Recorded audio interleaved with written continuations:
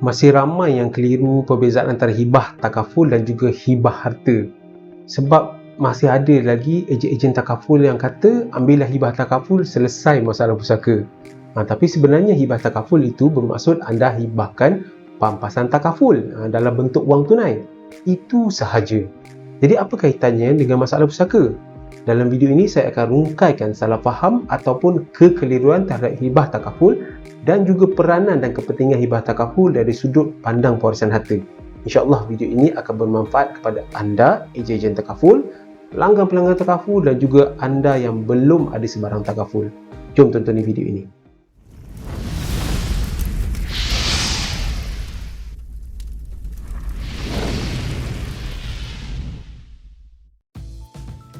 Assalamualaikum warahmatullahi wabarakatuh. Saya Wan Aslim dari channel Pusaka atau Saka. Kami membantu anda merancang pembagian harta melalui kaedah hibah, wasiat, amanah dan harta sepencarian. Seperti yang saya terangkan sebentar tadi, hibah takaful ni bermaksud anda menghibahkan pampasan takaful. Hibah harta pula bermaksud anda menghibahkan harta-harta yang anda miliki seperti rumah, tanah, kondominium, kereta, motosikal, kapal terbang, kapal selam kalau ada lah.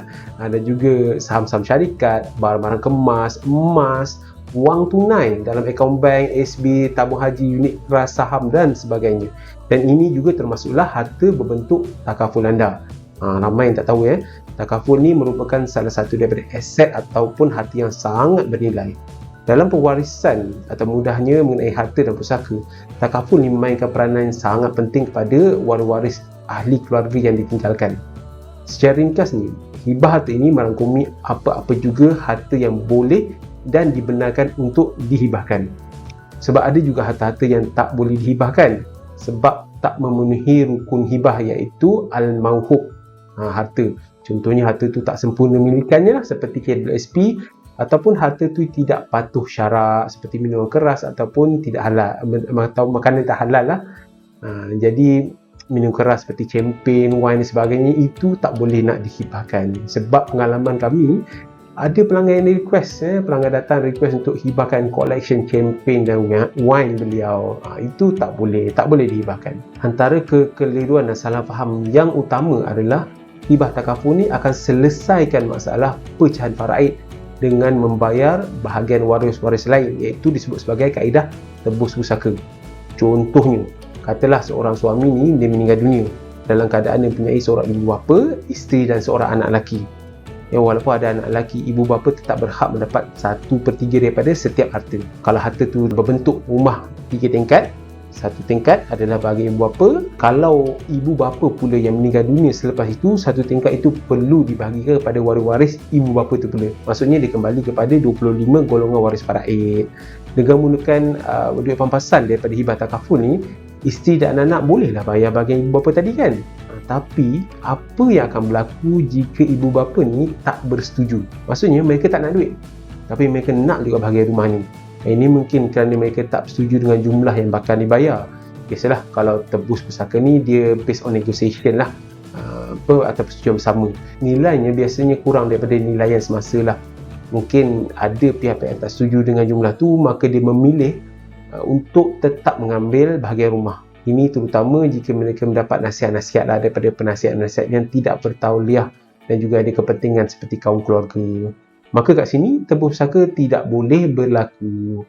Atau ada juga waris-waris ni akalnya panjang sikit. Mereka nak simpan bahagian mereka supaya boleh dapat untung bila harga rumah naik nanti. Sekarang ni nilai rumah ni mungkin dalam RM500,000. 5 tahun akan datang akan naik RM1 juta. Ialah dengan katanya nak naik stesen LRT kat sebelah rumah kan. Baik simpan dulu, tunggu masa sesuai, barulah kita jual. Dalam keadaan macam ni, bila harta tu nilainya dah naik begitu, kemungkinan pampasan hibah takaful dah tak cukup untuk menampung lagi. Sekali lagi tebus pusaka tidak boleh berlaku. Jadi apa cara yang terbaik untuk keadaan ni? Cara yang terbaik adalah anda hibahkan je lah rumah tu. Lebih direct, lebih mudah, lebih selamat. Bukan gunakan hibah takaful untuk tebus bahagian waris-waris yang lain. Untuk hibah takaful tu pula gunakanlah untuk amal jariah. Sebab duit yang digunakan untuk amal jariah itulah sebenar-benarnya hak anda. Duit-duit lain yang ada pada kita mungkin jadi hak orang lain. Hak anak isteri, hak sini bengkel, hak TNB, Selcom dan sebagainya. Jadi alihkanlah sedikit duit anda untuk ambil hibah takaful bagi menjana pahala yang berterusan selepas ketiadaan anda nanti. Sangat-sangat berbaloi sebab takaful ni adalah aset yang paling murah untuk dimiliki. Macam mana nak jadi hibah takaful sebagai amal jariah? Ada cara-caranya. Boleh tengok video saya dalam link di atas. Anda dapat sesuatu? Sila like dan sharekan video ini kepada kenalan dan keluarga anda. InsyaAllah dalam sesi lain kita akan bicara lebih mengenai hibah harta, termasuklah hibah takaful. Subscribe channel ini dan sila tekan loceng jika anda nak tahu lebih banyak mengenai harta dan pusaka. Ingat, harta anda biar jadi pusaka, jangan jadi saka. Sehingga kita berjumpa lagi.